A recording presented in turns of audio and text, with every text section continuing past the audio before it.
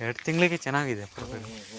Develop ಇದೆ. ಅದೊಂದು ಕೊಳೆ ಇದೆಯಲ್ಲ, ಅದಕ್ಕೆ ಕಟ್ಟೆ ಮೇಲೆ ಹಾಕಿ ಕಂಟ್ರೋಲ್ ಮಾಡ್ಬೋದು. ಇದರಲ್ಲಿ ಒಂದು ಬುಡ ಬಂದಿತ್ತು ಇಲ್ಲಿ, ಒಟ್ಟು ಫುಲ್ ಕಂಪ್ಲೀಟ್ ಪಟ್ಟೆನೇ ತೆಗೆದ್ಬಿಟ್ಟೆ. ಹೌದು, ತೆಗೆದು ಅದಕ್ಕೆಲ್ಲ ಒಂದು ಸ್ವಲ್ಪ ಇದನ್ನೆಲ್ಲ ಹಾಕಿ ಸುಟ್ಟು ಕಳೆನಾಶಕ ಹಾಕಿ ಬ್ಲೀಚಿಂಗ್ ಪೌಡ್ರು, ಸುಣ್ಣ ಅದನ್ನೆಲ್ಲ ಹಾಕಿ ಕೊಳೆ ರೋಗ ಆ ಬೆಡ್ಡಲ್ಲಿ ಒಂದು ಗಿಡ ಬಂದಿತ್ತು, ಮತ್ತು ಹಾಗೆ ಆ ಬೆಡ್ಡೆಲ್ಲ ಪೂರ್ತಿ ಸ್ಪ್ರೆಡ್ ಆಗಿದೆ.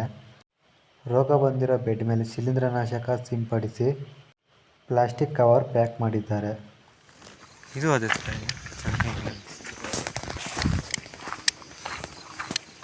ಅರಿಶಿನ ಏನು ಹಾಕಲ್ವ ಇಲ್ಲಿ? ಅರಿಶಿನ ಸ್ವಲ್ಪ ಮನೆ ಬಳಿಕೆ ಅಷ್ಟೇ.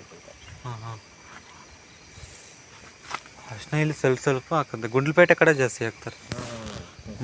ನಂಜನಗೂಡು ಈ ಭಾಗದಲ್ಲಿ ಅದೆಲ್ಲ ಒಣಗಿಸ್ಬಿಟ್ಟು ಅದು 19-20 ಸಾವಿರ ಇದೆ ಕ್ವಿಂಟಲ್.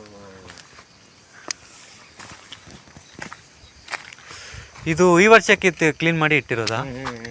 1 ವರ್ಷ ಬಿಟ್ಟು ಬೇರೆ ಬೆಳೆ ಇಟ್ಬಿಟ್ಟು ಆಮೇಲೆ ಇಟ್ಟರೆ ಚೆನ್ನಾಗಿ ಕೊಳ್ತಿರುತ್ತಲ್ವಾ, ಚೆನ್ನಾಗಿ ಬರುತ್ತೆ. ಮೊದಲನೇ ವರ್ಷಕ್ಕೆ ಅದು ಜೈವಿಕ ಅಂಶ ತಗೊಳಲ್ಲ ಬೇಗ. ಒಂದು ಬೆಳೆ ಮಾಡಿ ಮಾರನೇ ವರ್ಷ ಹಾಕ್ಬಿಟ್ರೆ ಚೆನ್ನಾಗಿ ಬರುತ್ತೆ.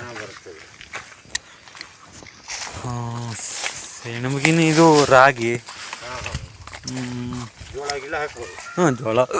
ಇವೆಲ್ಲ ಹಾಕಿದ್ರೆ ಅದರಲ್ಲಿ ಈ ಥರ ಕಳೆ ಗಿಡಗಳು ಹೋಗ್ಬಿಡ್ತವೆ, ಕಂಟ್ರೋಲ್ ಬರ್ತವೆ. ಭತ್ತ, ಇದು ಒಣ ಭತ್ತ ಅಂದರೆ ಶ್ರೀ ಪದ್ಧತಿಯಲ್ಲಿ ಹಾಕ್ಬಿಟ್ರೆ ಸಿಂಕ್ಲರ್ ಹಾಕೊಂಡು ಭತ್ತ ಇಂಥ ನೆಲದಲ್ಲೂ ಬೆಳಿಬೋದು. ಹೌದಲ್ಲ? ಒಳ್ಳೆ ಭತ್ತ ಬೆಳೆಯೋದು.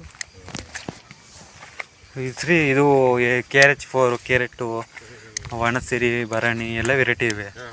ಅವನ್ನ ಹಾಕ್ಬಿಟ್ರೆ ಅಂದರೆ ನೀರೇನು ಬೇಡ, ಸಾಲು ಹೊಡೆದ್ಬಿಟ್ಟು ಅದಲ್ಲಿ ಬೀಜ ಹಾಕ್ಕೊಂಡು ಹೋಗ್ಬಿಟ್ರೆ ಇದಕ್ಕೆಲ್ಲ ಒಂದು 10 kg ಬೀಜ ಆದರೆ ಸಾಕು. ಬೀಜ ಹಾಕ್ಕೊಳಕ್ಕೆ